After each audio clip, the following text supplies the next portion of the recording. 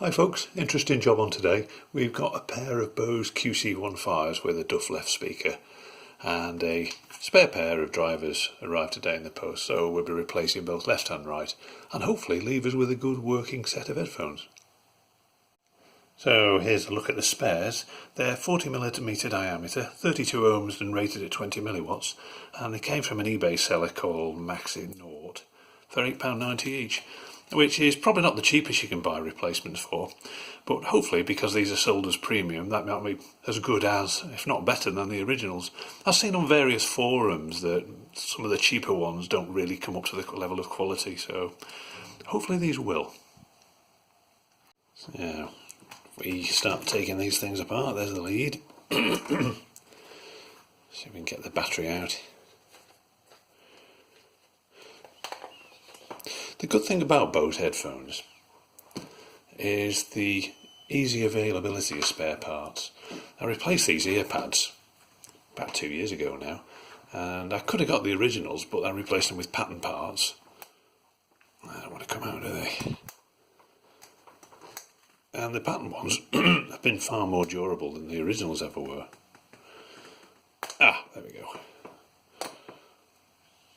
And there's, as you can see, there's a bit of wear and tear in those, but I think I'll be putting those back when we've reassembled them.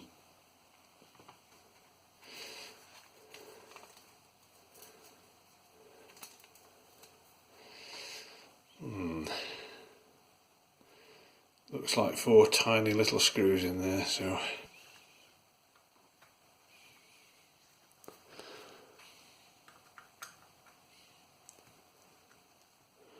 and these have been a really good set of headphones. I've had them for about 5 years or more. And one night I was listening to them, and without warning the left ear went off. Well, when I say without warning, there was a bit of scratchiness a few months before, but just seemed to be able to put that right just by 1, 2, 3, 4, there we go. Just by sort of tapping them lightly. But then I say one night they just kind of went off and I was left with just the other ear, which was a bit of a problem. Now there is a temporary fix on YouTube if you look around that suggests putting a bit of piece of paper lodged in the driver itself, which I actually did, and that did seem to work quite well for a few hours, but then it slowly came back again.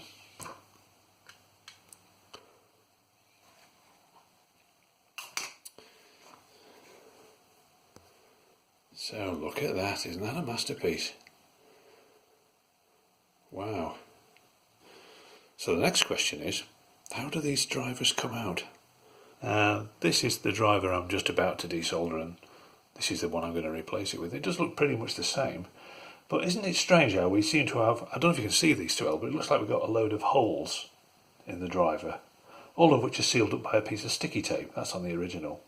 But if we look on the replacement, there's still one hole exposed there, so it kind of makes me wonder why that is. Is it something to do with protecting the excursion of the cone? Does it give you a better bass response when it's all sealed up? I don't know, but it does look fairly sort of definite, so I'll probably leave it like it is and see how it goes. I've also made a diagram of which way the wires go round. It's a bit crude, but there it is. So it's just to ensure that we get the wires basically the same on the new ones as the originals. If we don't, then we'll have these sounding antiphase, and it'll sound okay, but it will sound a bit weird, so it's much better to get the wires the right way around on these. And I can see a little plus and a minus on these. There is no such markings on the original, but there is a little red mark and a red mark here, so I can take that as plus, I'm sure, particularly as it's right next to the plus on this.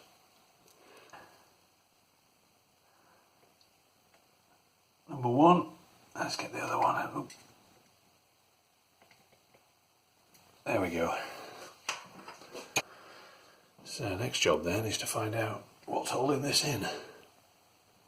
So as reported in the other YouTube videos you may have seen, the best technique seems to be to get your wife's hairdryer and to give it a good old blast on the speaker there till it's warmed up, and then once it's kind of like quite sort of hot to the touch, seems to be to get a tool. I mean, in my case I'm using this, which is a mini sponge, and just gently set it in and just kind of lever it out, and then you can sort of break the rest of the glue, and it seems to come out quite easy then.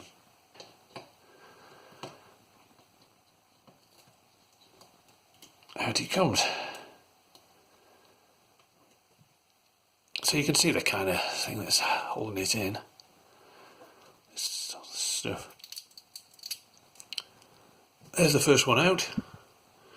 So what I'll do is I'll clean up all the old glue from that, and then we'll take it from there. So just taking the screws out on the left side now. Just about to desolder the leads on this side, and the connections are just the same. Well, same way around.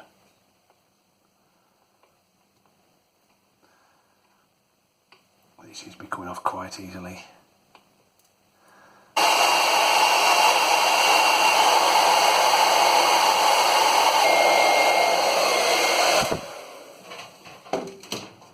Okay, let's see if that comes out. Ah, yes.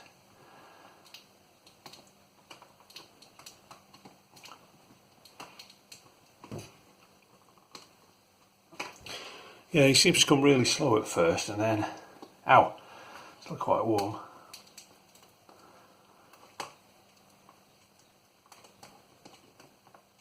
There we go.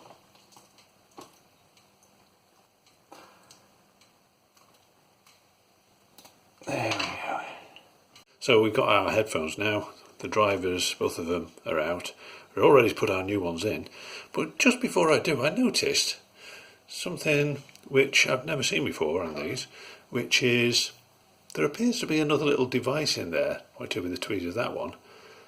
Maybe some sort of transducer. I wonder if that's to do with the noise cancelling. I mean, I wonder if it's a microphone which adjusts what's going to the speakers, or whether it's the speaker itself as part of the noise cancelling. It's in both earpieces, so yeah, interesting. So it looks like I'll be snicking it in with good old Copydex. It says on the instructions, with non-porous surfaces, put it on both sides sparingly, wait for it to dry, and then make the two surfaces. So that's what I'll do. Not very exciting, so I'll cut the camera while I'm doing it. So we're about ready to put these drivers back in. The glue's all dried-ish, and we've got to put it in so that these little cables will reach the terminals which they're supposed to solder onto. So there goes nothing then. Hopefully that'll... Ooh.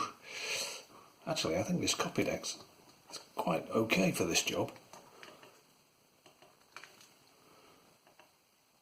Well, there we go. That looks like it's in.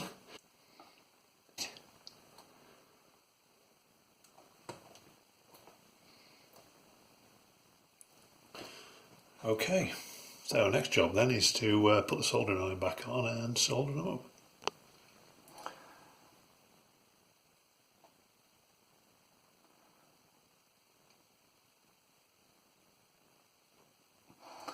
That's the orange one done.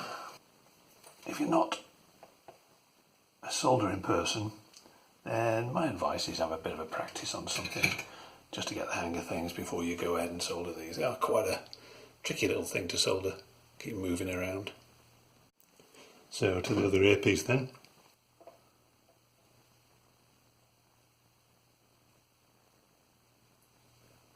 That seems to have gone.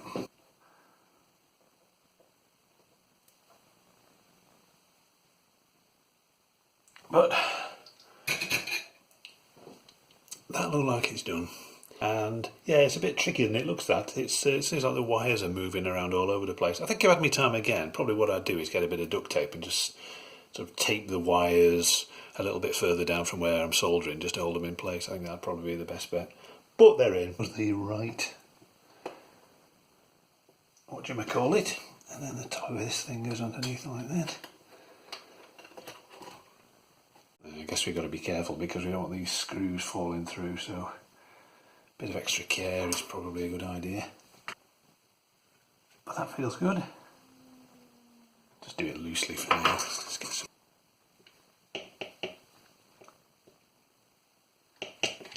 And one more for this side.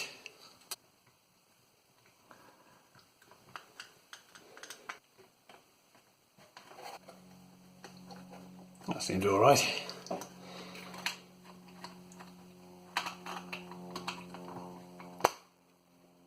Well, that's looking better already, isn't it?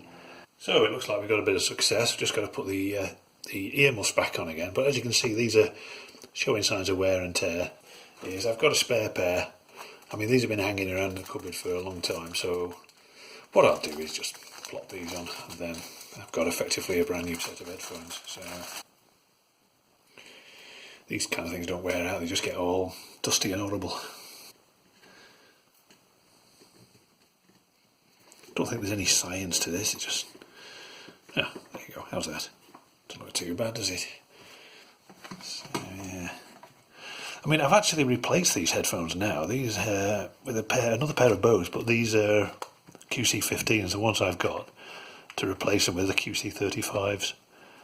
And the sound is probably just the same. It's very little different. The noise cancelling as well, it's pretty much the same. But the advantage is that the QC35s, that's not in, is it? They've got a Bluetooth facility, so it eliminates the need for a lead. They've also got a rechargeable battery. I've got to say, I'd kind of rather have an AA, so I never have to worry. Oh, goodness me. Never have to worry about charging the thing. I mean, if the battery ever goes flat, you just basically plop another in, and you can always find AAs, but each to his own.